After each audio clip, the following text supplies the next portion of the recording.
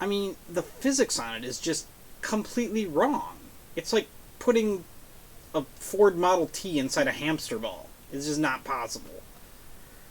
Sorry about that. What's up, everybody? Eric here, Tabletop Haven, coming at you. It's been a while, and you will see from this video why it's been a while. You can probably see already. Why do you put a Model T in a hamster ball? Exactly. Oh, hey, by the way, I'm here. Rifton is here. Sorry. He doesn't like going to bed, kind of like me, so he's decided to join me here. So we are doing the, what would it be, April played. And you can see, boom, 20 plays coming in hot. Here is a reason why April does not have a lot of videos, because guess what, ladies and gentlemen? I was playing ISS Vanguard a lot, and What? Did we need to film a video of it, have we? I filmed after so many plays of ISS Vanguard and my thoughts and feelings on it. I am really enjoying it. I think it's a lot of fun. I have tuned in a bit, and I have declared it very good. I'm going to declare that as probably maybe an 7, 8 out of 10 game. Yeah, you can see here I gave it a 9. That's where I'm at currently. I am 20 plays. Well, I'm probably more than 20 plays in now. It's just a lot of fun between the combination of the manipulation of the dice, the planets. Yeah. I've heard people say that it can get a little bit repetitive. I could kind of see that happening, but the story's really good. It's really entertaining. The planets are, I would say, different, but you're kind of making checks on the planet, so you kind of got to you can make it as immersive as you want it, really reading into the cards and going in the experience, but building up your crew, building up your ship. I've kind of hit a bit of a wall on the ship. Like, I've advanced a lot of things. I just got to basically collect more resources so I can upgrade my ship more. But, yeah, ISS Vanguard is really enjoyable. This is interesting. They're painted. They come pre-painted. I almost like the just generic. I mean, this isn't bad. It looks cool enough. But, like, this is the basic. This just adds a little highlight. The yellow. The purple is kind of what it looks like. It's just purple all over. So they just did a little dark on the cape and the guns and the little texture details is cool. Yeah. But same thing here. They just did like some blues, and so that's kind of cool. I like that little just kind of addition. That might be. I don't know. I like the crystals color. Like, it is. I think I agree. Really cool. Yeah, I agree. That looks good. Looks cool. So yeah, there you go. So you're just kind of making these checks. This means this is a location action. You need to get a blue and a green dice. Roll them, and then this thing happens here. And then there's another one down here. So just you're going around planets, you're discovering things, and then in between that you are working on upgrading your space station and then figuring out where you're going next. And then getting attacked by evil tree monsters that want to eat you. That is accurate. That does happen. Spoiler alert! Just kidding. That's fine. So that's ISS Vanguard. That has been a lot of my time this past month because I'm just really enjoying it and I'm immersing myself in it. And I try and play it most nights if I can. Sometimes I get 2 plays if my daughter goes to school during the day sometimes, and then I get a chance to play it a little bit during the day.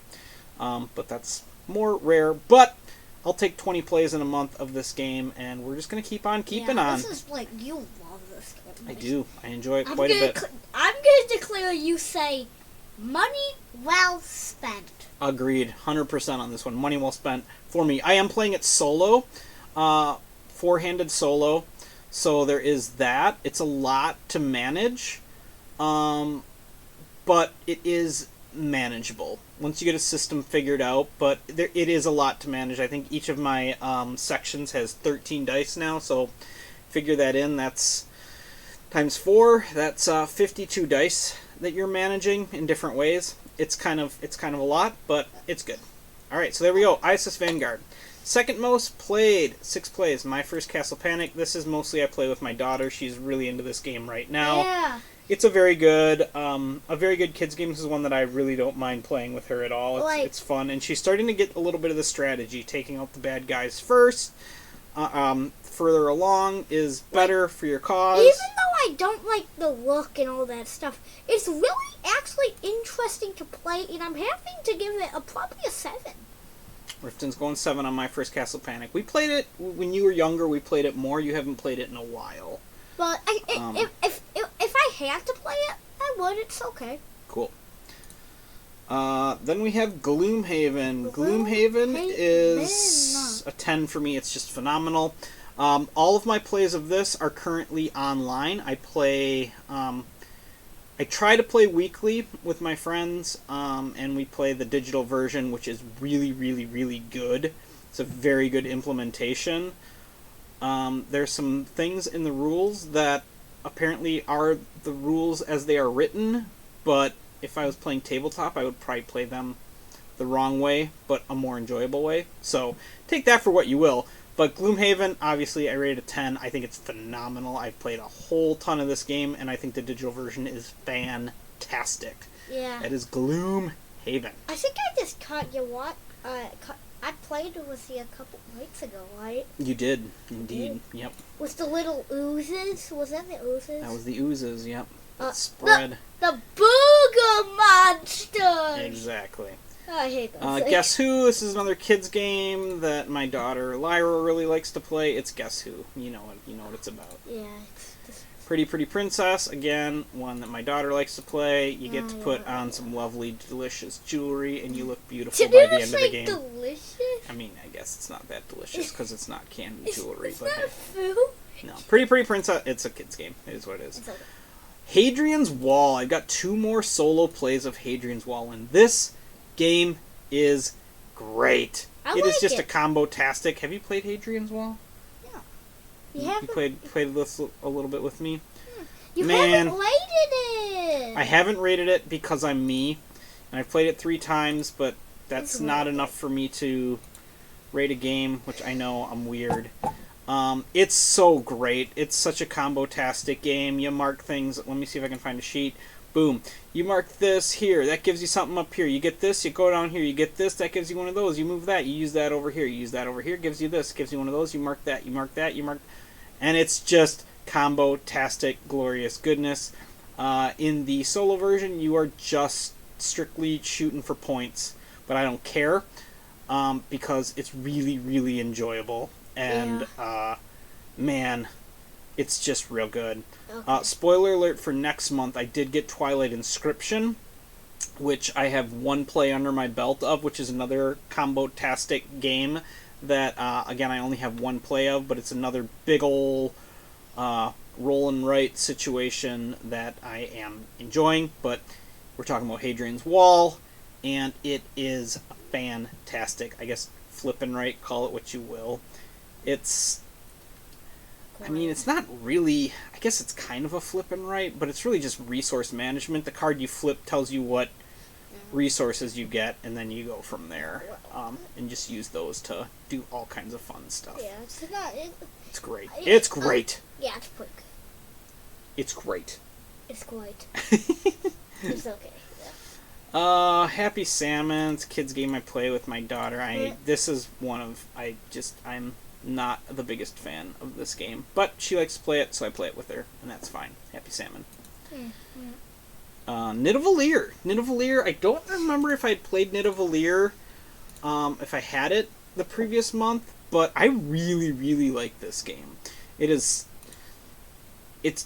very much what I kind of heard it was and was expecting, and it's just really clean, quick fun. The game goes quick. That's the thing, is you gotta be... It's over before you know it, and you kind of wish you had more time, but at the same time, it's a good length of time. I don't know if that makes sense. It's one of the games that, like, if I just could have 1 or 2 more turns, it'd be so good. But still, by the end of the game, you're, like, probably close to 200 points, so... yeah, it's very fun. It's a bidding system where you're trying to bid for these cards in the middle and then set collect, and the bidding system lets you upgrade the value of your tokens. It's a very, very clean system, clean game. I do have Thingavalier, which is the first expansion. I think there's a second expansion now. I have not played with Thingavalier yet. I've only played the game 2, maybe 3 times. I don't think I have this one rated. Do I have this one rated? Nope, I don't have it rated. Again, because I'm me. So yeah, I have 3 logged plays. I don't know, in my brain, that's just, that's not enough for me to rate a game. I don't know why. I should be able to just give it a snap. But I really, really like it. It's a great little set collection auction kind of bidding game with lots of good elements. It's very good.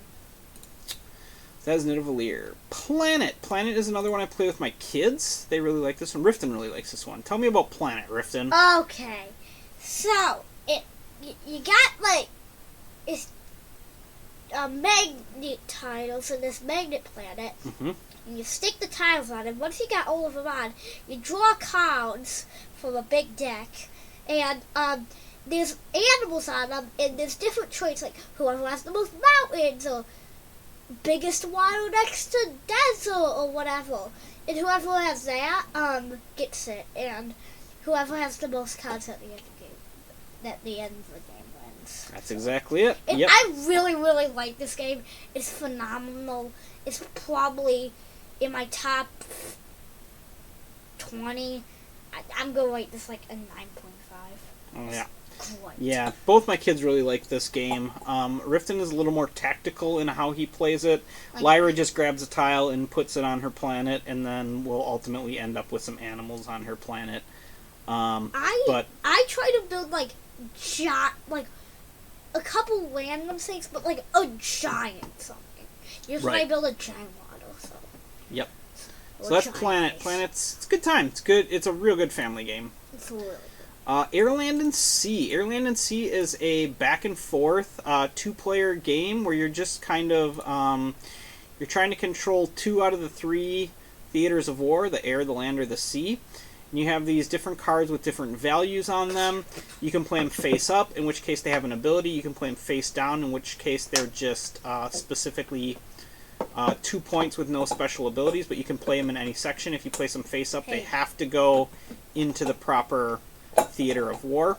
And then if whoever wins 2 out of 3 gets points, you can what's it called? You can retreat early to give the player less points. If you think there's like no chance you're gonna win, you can retreat, in which case the other player wins, but they might not get as many points, and it's kind of a race to 12 points. So I like this. I really like this. I do have the expansion, which is like supplies, something and something. If this has Spies, lies, and supplies, I think. But I want to do that where you can play with 5 different theaters, and then you have to win 3 out of 5. I think that'd be fun, because the game is short enough where it's like, sure, throw 2 more in, it's going to add 10 minutes to the game, but that'll give you a little more flexibility. What's up? Is it historically accurate? I mean, the pictures on it are going to be like, I think it's like World War I type of like setting, but it's not really a war game where you're like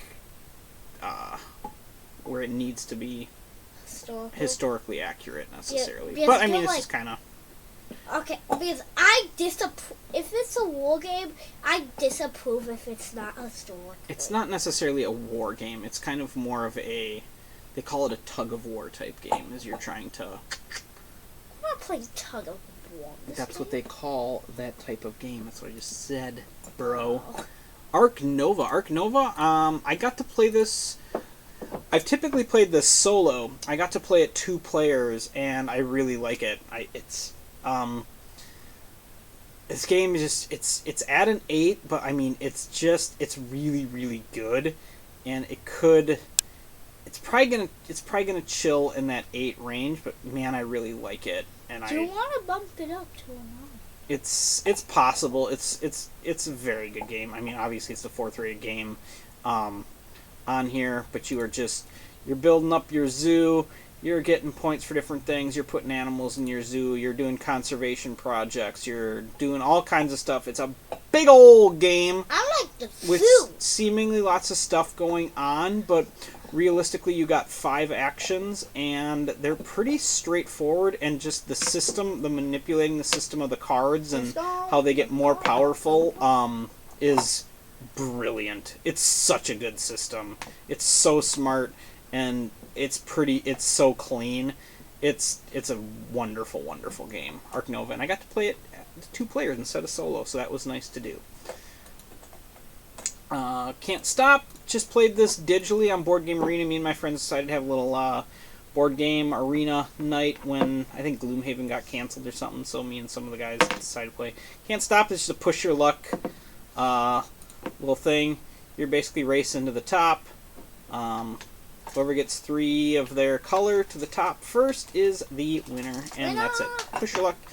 You roll 3 dice, and then you can... 3 or 2? It's 3.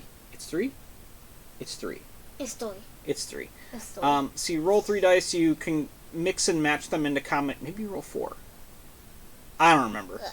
You roll some amount of dice, you mix it 4 dice, you mix and match them how you want to create combos, and then you can go up in that particular number. So here you might pick the 6 and 6, and you go up on the 12 track.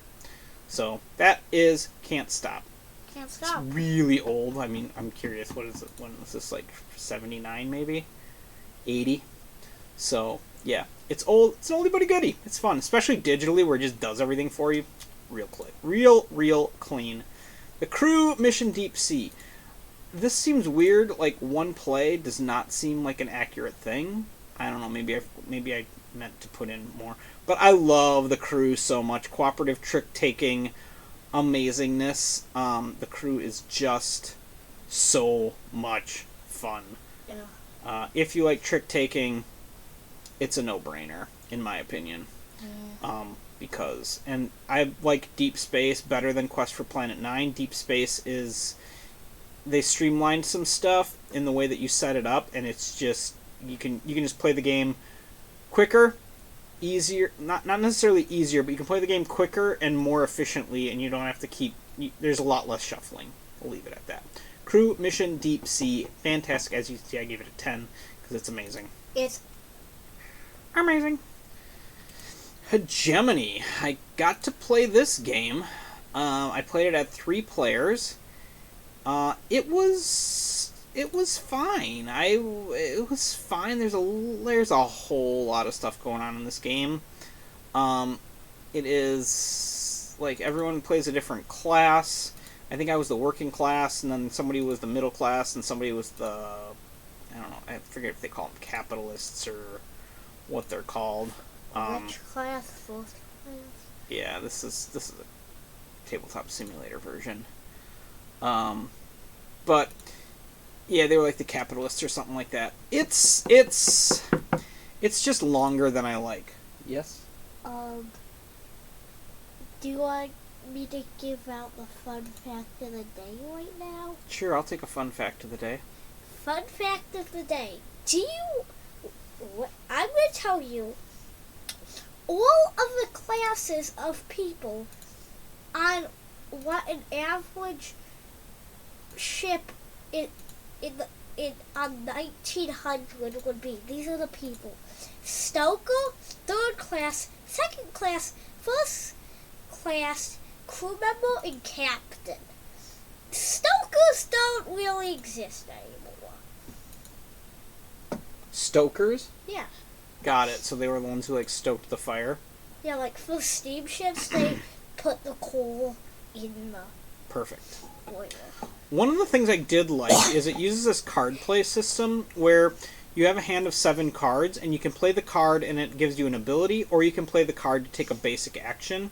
And each class has a different set of basic actions, which then manipulate the board over here in some way. You might be able to add workers to different businesses. At the end of each year, I think it's the end of each year, your workers that you have out get paid. The capitalist, whoever's playing the capitalist, has to pay the people, pay the workers. The middle class is a mixture of workers and I think there's a government that we were only playing 3 players, so that wasn't included. But the system itself I thought was actually pretty good. This, to me, this being here, leads me to believe that I am terrible at the game. Okay? That's what I'm going with here.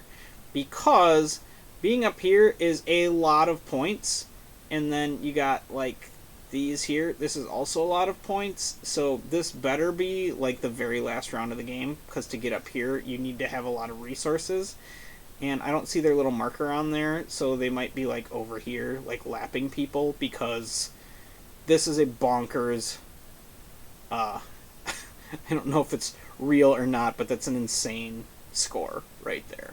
Because every time you get one of these, you go get that many points. So this person has gotten multiple times 1, 2, 3, 4, 5, 6, 7, 8, 9, 10 points. And it's just a lot.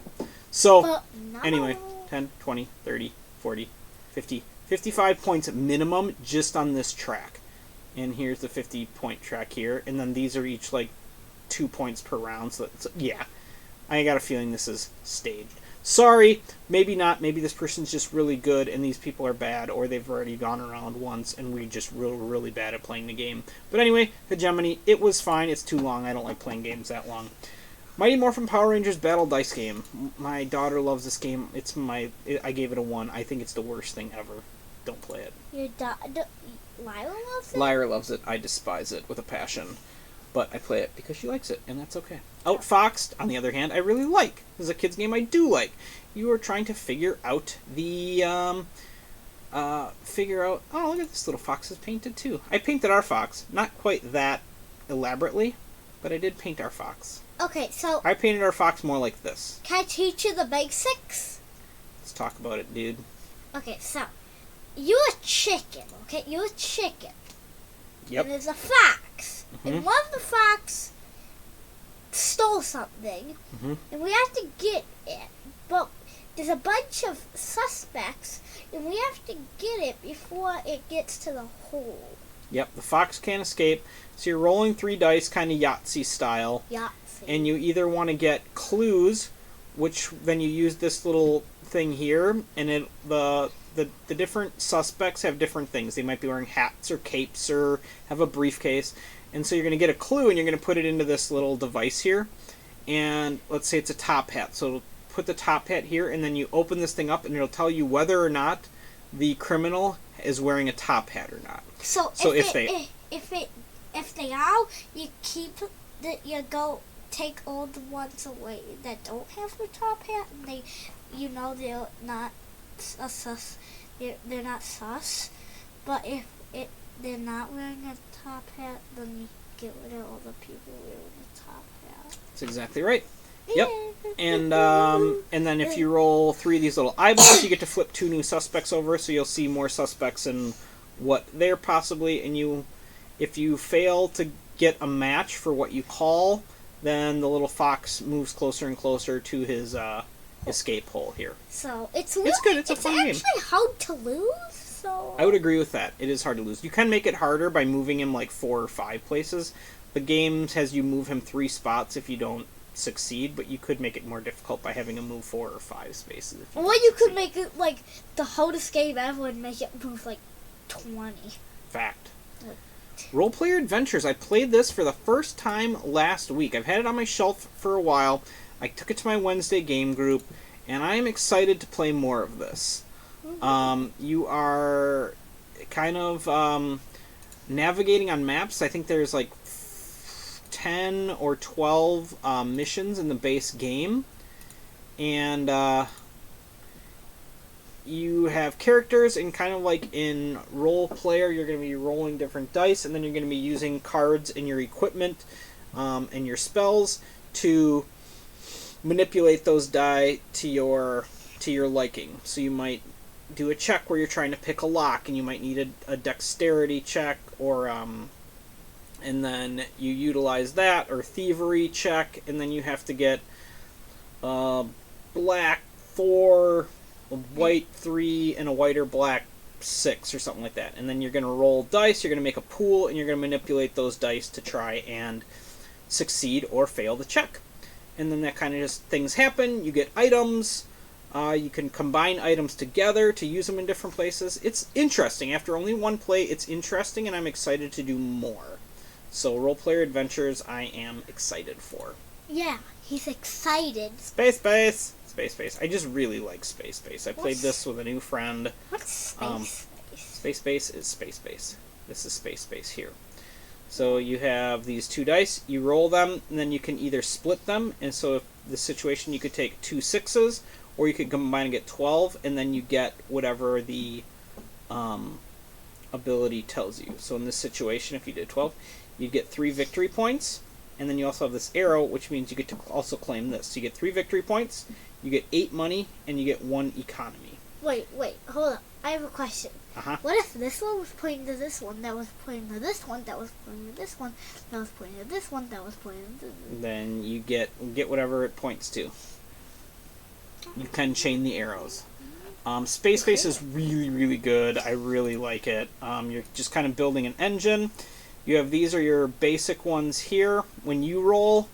And then on opponent's turn, if you have anything on these numbers here, so let's say they roll a 7, you're going to get whatever this is here. Could be gold. And then every time you upgrade one of your space base parts, you replace this card, you flip it upside down, it goes here. And then you get a better engine going for yourself, and you get a better engine going for on other people's turns. Okay. I did play with the Shy Pluto expansion. I like it. I think it's good. I think it can be a little bit unbalanced if somebody gets something early that can really just kind of flip the game. So I do have the second expansion, which I think I'm going to play with my friend. So we're going to bust into that and see how it goes. I had fun playing through the first expansion. It's kind of a little story thing, and it was cute. It's good. Targi. Targi was in the other game that we played on our digital night. I really like Targi. I have my order in at the local board game store. Hopefully at some point it'll show up. Targi is great. You're going to put your workers in 3 different spots, and then where you're also going to get the action of where they cross. You can't put across them. So like you'll see here, this guy here and this guy here, they meet right here, so you're also going to claim this. They must have a blue one here because this would cross with this, which would go here. Same thing with white. This one crosses with this guy here, this one crosses with this, and then you're going to pull off your people in any order, and you're going to get a combination of either resources or these kind of, I don't know exactly what they're called, these cards here that give you different points and different abilities and things like that. I really like Target. It's a really good 2-player game. Ticket to Ride First Journey. This is, Rifton likes this one. Although you like the original Ticket to Ride better. Well, correct? I like both of them. But I both declare them as probably an 8. They were both really good. Yeah. I like this one especially with kids because it's just a shorter situation. Also, it has the pictures on their destination cards. So like you'll see it's going from the Statue of Liberty to the cowboy hat. Versus in the regular version it just says New York to Dallas, and they have to figure that out. Rifton, that's very easy for, but for like Lyra, it's more difficult, and the pictures are good for her. Yeah. So also the cards are a lot cuter. Like here's the different cards. Like you got like this like shark in a tank and like this weird. I like the fancy cat. The fancy cat one. I You got like the milk. fancy. I like there. It's just more colorful and entertaining for little kids. So there's that. Twilight Inscription. Oh, Twilight Inscription was I did play it during this past month. So there you go. This is another one that's kind of Hadrian's Wall-esque, where it's a big ol' roll and write. You got 4 sheets, and there's a deck of cards, like event cards, and before you draw an event card, you draw an event card, and then based on that, you can pick which of the 4 areas you want to work on, and then you use that, and so you got your warfare over here, you got industry, you got expansion, navigation, you're trying to make your way around and do different things, and cross this off here, you cross all these off, that gives you that, you can do that, and that, and that, and that, then it opens up this thing, which when you take this action, you can cross that out, which lets you build those, which lets you go up here, which makes you bigger things here, you get points here, you get this. It's just another one of those, like, combo-tastic. It's a little more structured than Hadrian's Wall, in the fact that Hadrian's Wall you can just go wherever you want as long as you have the resources. This one, you have to be in a particular area for the most part. I know there's exceptions and things like that, but you have to be in this area to work in this area. So you have to like select that. And then if you unlock certain things, then if you want to use those things over here, you have to wait until you select this area on the next turn or the next round. And then you can use things from other boards and cross them out of here to use things down here. So it's a little bit more structured than Hadrian's Wall is just more like, yeah, baby, give it to me all. Whereas this is a little bit more structured. You're kind of somewhat limited to the X that you pick. So, but I really like it. I think it's good. I might actually play it tonight. I'm thinking about it. Really? Very, very significantly. Oh, really? Yes, really. So, there you go. Twilight Inscription. It's good. It's good. Oh, by the way, I despise Twilight Imperium with a passion. So, this was not on a whim buy, but I saw comparisons to people who like Hadrian's Wall liking this. And so, Hadrian's Wall, hey, Rifton, can you do me a favor? What? Can you go plug that plug in to the wall over there? Yeah. That'd be marvelous. You're what plugging something? So it got comparisons to Hadrian's Wall. I really like Hadrian's Wall, so I picked it up. And then, yeah, I really like Twilight Imperium. Again, I just despise long games, and that is the definition of a long game. So that's why I don't like Twilight Imperium. For those of you who love it, enjoy it, and love it, and I'll play this 6 times while you're playing that. Alright. Vindication. I got Vindication to the table this past month. This is another one that hasn't been sitting for super long, but I got it out and I was like, okay, I'm feeling it, and I played it 2 players. I do have the player that allows you, the expansion that allows you to play it solo. It's like, which one is it? Leaders and Alliances. But yeah, this is an interesting one. It's kind of the thing that I really, really like about this game. After one play, is the variable ending. There's like endgame triggers in the game. You start with a couple, but as you progress through the game, more and more endgame triggers get unlocked. So it's kind of, you don't exactly know when it's coming. You can figure it out, you can calculate it, but also there's a chance that you flip a card and you're like, oh, well, somebody has that. And so it's interesting. I like the system. I like the game. I think it's fun. You're going around. You're moving on these triangles in between here, and then you're taking actions based on the tiles that you're next to. You can kind of claim those tiles, which gives you points at the end. Other people can then claim them over you, but they have to pay more resources. You helped me I think you helped me unbox this and like take the pieces out and things like that. And No, then, I didn't help. I when I was setting it up to kind of learn it. Yeah, you were figuring it out with me. Yep. You played So it Vindication. with Jordan. I did play it with Jordan, yes. So, yeah, I'm excited to play more of this game. So I think it's going to be very good. There's a lot of variability in the game, too, which is nice. I mean, I'm not going to say infinite, but nearly infinite combinations and things like that. So it's cool. Vindication. Very good. Yahtzee Jr. Alright, the last 2 are just generic kids games. We got Yahtzee Jr. We have the SpongeBob version. It's Yahtzee Jr. No, Zynga 123. This is another one that I really don't like. I don't mind Zynga. I mean, it's brainless and it's whatever. But Zynga 123 I actively dislike. Because in Zynga, you can have a whole bunch of pictures. In Zynga 123, your numbers are 0 to 12. So you have 13 possible numbers, and that's it. And then in Zynga, So, you have that's like it. 40 pictures. Yeah, there's a whole bunch of different pictures, so you can it's at least like pseudo interesting. You're not seeing oh, I already have 6. You already have 6. So every time we see a 6 for the next 15 times, it's just very meh. But again, I love playing games with my kids, and so even if I don't like a game, I will gladly play with them because I love you, and I will play games with you because I love games and I love you. So and how that's many good. points are we giving there we you go. guys? What do you think? 10, 12 maybe? Wait, how many games are there? How many games? 50 some, 53 I think it was. 50? Let's see. 59. Should we give him half of that? What's half? What's half of 59? Half of 29? And a half. Yep. So we'll round it up to 30. Yeah, we'll give you 30 points. No, not 30. Not.